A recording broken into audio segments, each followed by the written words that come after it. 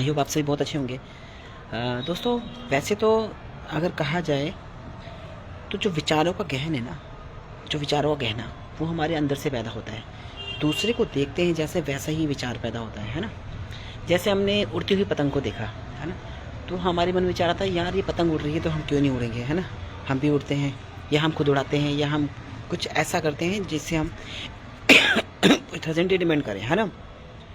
पर एक बात और ध्यान रखना आप सभी के सभी, दिल तो करता है कि ये काम करें, लेकिन वो काम सफल नहीं होता, क्योंकि लगन और जो कंसंट्रेशन पावर होती है वो नहीं होती हमारे अंदर।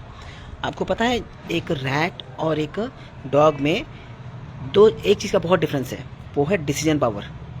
रैट के अंदर डिसीजन पावर होती है, उसको पता है कि मुझे इस होल से निकल के उस वाले होल में पहुंच जाना है, और वो निकलता है सीधा भागता वहीं जाता है और वहाँ डायरेक्ट अंदर अपनी जगह। एक डॉग है, डॉग क्या करता है बेचारा, वो इधर से उधर ऐसे ऐसे करता रहता है और उसको लोकेशन का नहीं पता लगता है। इसकी वजह से सड़कों पर उसके एक्सीडेंट हो जाते हैं, उसकी डेथ हो जाती है। तो हमें डॉग की तरह नहीं, रैट की तरह सोचना चाहिए कि हमारा जो लक्ष्य है उसकी ओर जाना है ना। अगर हम ऐसा सोचेंगे ना तो हम डायरेक्ट वहाँ पहुँचेंगे।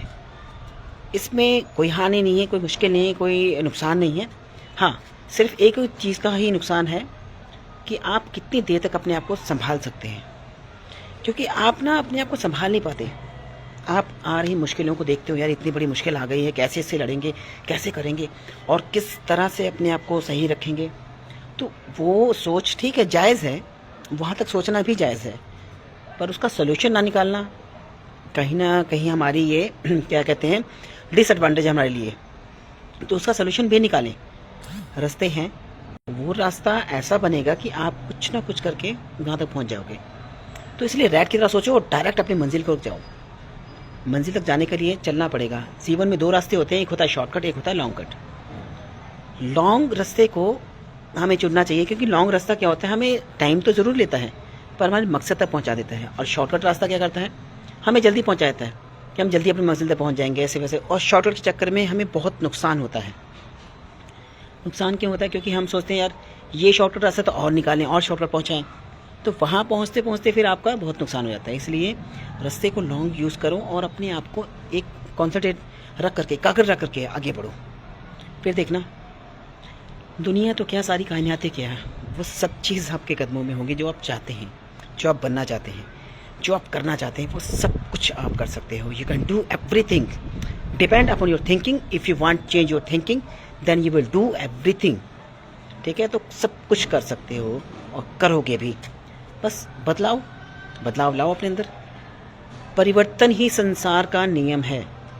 भगवान श्री कृष्ण ने गीता में कहा था कि परिवर्तन ही संसार का नियम है, और परिवर्तित होना भी संसार के रूल के साथ है।